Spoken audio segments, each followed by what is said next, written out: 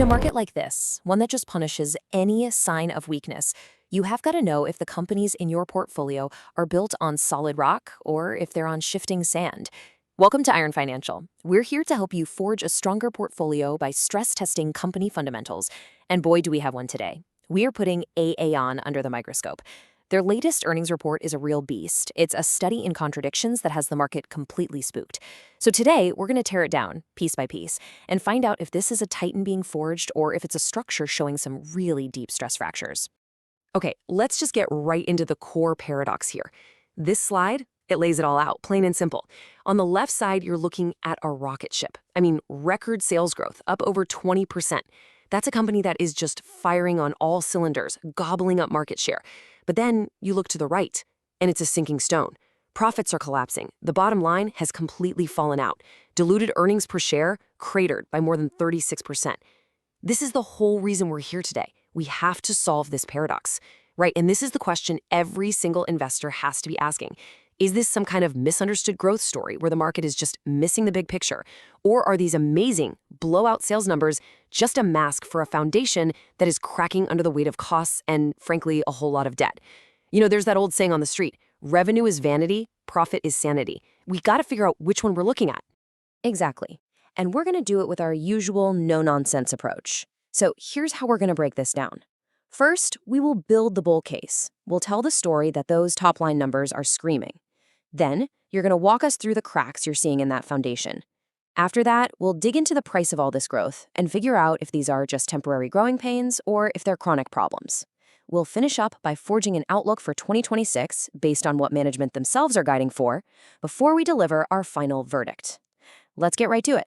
So let's start with building the bull case, and I mean build it, because you simply cannot ignore the raw power of these top-line numbers. For just a second, forget profitability. Just look at the sheer scale of the demand this company is capturing.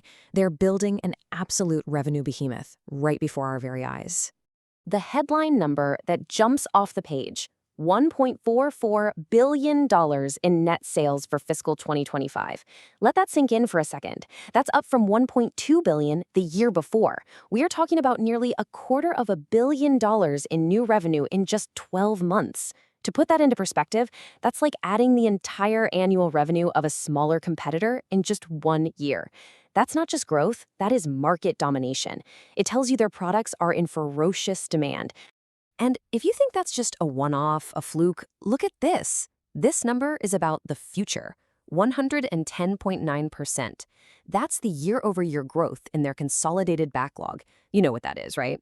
It's the book of future business they've already sold but just haven't delivered yet. It has more than doubled. It's exploded.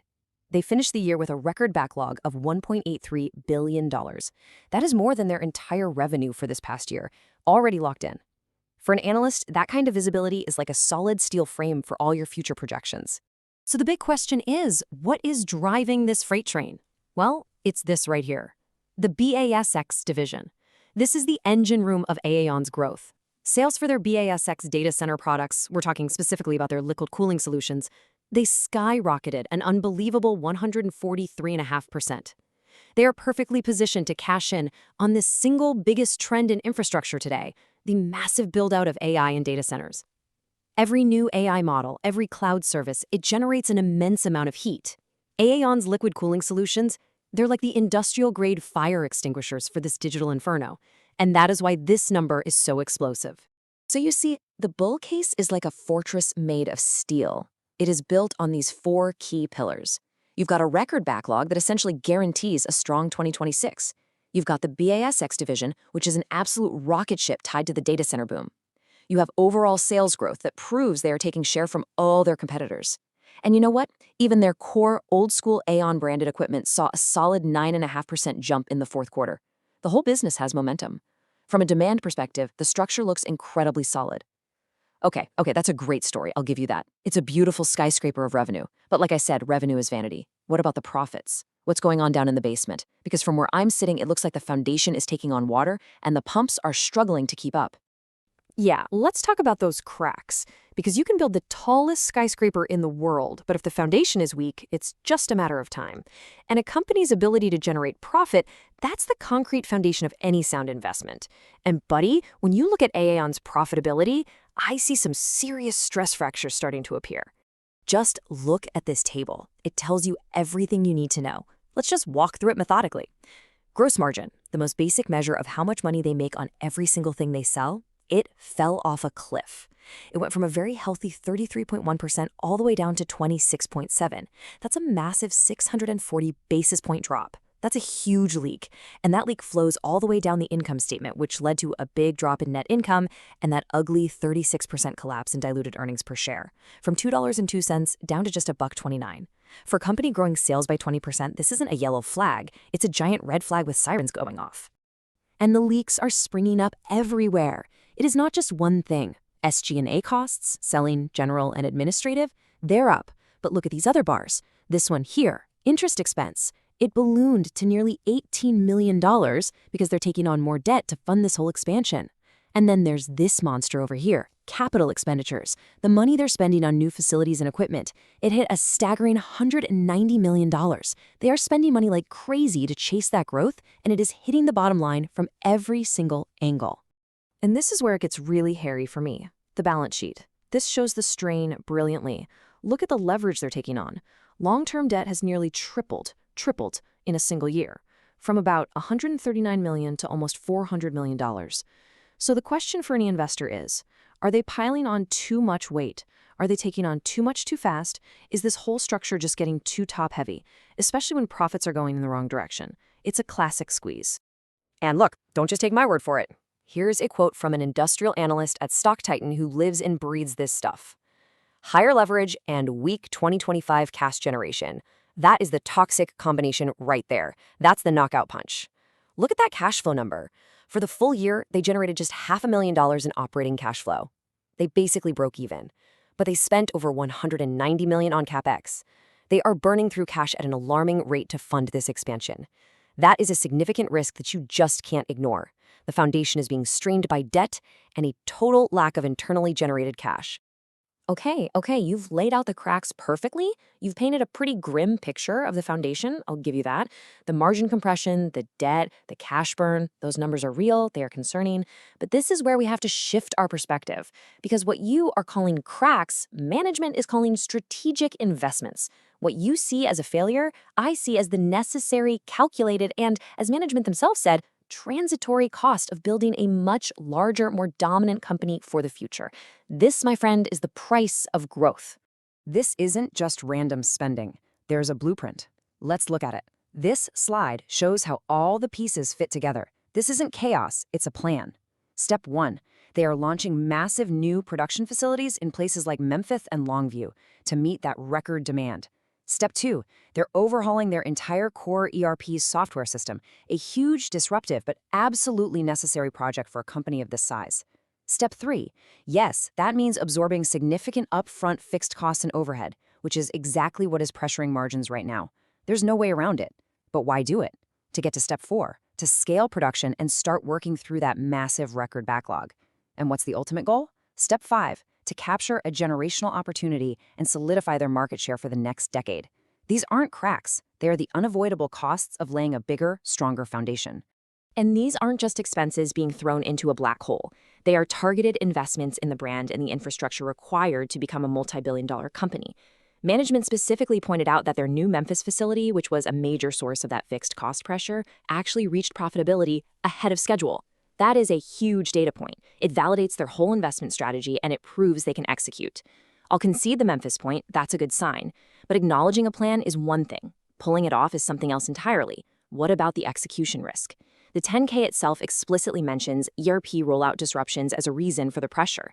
So while they might have a nice blueprint, there are already signs that the construction isn't going perfectly smoothly. Can management really deliver on this massive expansion without further disruptions and cost overruns? That is the billion-dollar question. And that is exactly the right question to ask, which is why we now have to shift our focus from the challenges of 2025 to the promises of 2026. Management has heard the criticism, they've acknowledged the pain, and now they've put out their official guidance, which serves as their commitment to investors. This is their blueprint for the rebuild, their plan to prove that all the heavy lifting of 2025 is about to pay off. So here it is, the company's official guidance. First, look at the top line. They expect to continue their torrid pace, guiding for another 18 to 20% sales growth. That's building on the massive 2025 number. But the crucial point, the money line here, is the second one, gross profit margin. They are explicitly guiding for a recovery to between 29 and 31%. They are telling the market the margin compression of 2025 was temporary and a rebound is coming. They also see SG&A stabilizing around 16% of sales, showing they expect to gain operating leverage as the company scales. This bar chart perfectly illustrates the story they're telling. It is the entire margin narrative in one simple visual. You see the high point back in 2024 at over 33%, you see the painful trough in 2025 at 26.7%, and now you see the guided path to recovery in 2026, a significant step back up towards 30%. This is management's promise. They're saying, we did the heavy lifting, we absorbed the costs, and now you will see the reward in the form of margin expansion. Look, the plan looks solid on paper. A rebound to 30% gross margin alongside 20% revenue growth would be phenomenal. I will not argue that. But guidance is just a target. Hitting the high end of that range, 31% after the disruptions they've had, that's going to require near flawless execution. They've moderated the pace of the ERP rollout to help, which is smart, but there is very, very little room for error here. They absolutely have to deliver. Which brings us to the final verdict. We've laid out the bull case, you've highlighted the cracks, and we've examined management's plan for the rebuild. It is time to weigh all the evidence and deliver the iron financial verdict. Is AAON an opportunity for your portfolio, or is it a trap? Let's summarize with our scorecard. On the left, you have the structural strengths, and these are the solid steel pillars of the entire investment thesis. A record $1.83 billion backlog provides a floor for the business. They are riding the explosive wave of data center demand through their BASX division. They have a proven, undeniable ability to generate top-line growth. And they have presented a clear data-backed plan for margin recovery in 2026. And on the right, you have the potential stress fractures. And these are the risks an investor absolutely must be willing to accept. You ignore these at your own peril. The debt load is heavy, nearly $400 million. The execution risk surrounding the new facility ramps and the ERP system is significant and already has a history of causing disruptions. You have the fresh memory of severe margin compression, and you have a company that, in its biggest growth year ever, generated almost no operating cash. These are not minor issues. They are foundational risks. So this is the final question it all comes down to. AAON is a high-stakes play on execution. They're building a skyscraper of revenue, and the market is rightly questioning if the foundation is strong enough to support it. Our verdict is this. If you believe in this management team, if you believe they can translate that monumental backlog into profitable growth and hit their 2026 guidance, then the investments they made in 2025 will prove to be a solid foundation for a much larger, more valuable company. The structure in that case is sound. But, and this is the final cautionary note you need to remember, if they stumble on the execution, if the ERP problems linger, if the new facilities don't ramp efficiently, that heavy debt load could cause the entire structure to become unstable and very quickly. The final decision for your portfolio rests on one thing: your confidence in management's ability to do the heavy lifting required in 2026. The blueprint is there, but now they have to build it. Quick disclaimer, everything I share is for entertainment and informational purposes only. I'm not a financial advisor, so please do your own research or talk to a professional before making any moves with your money.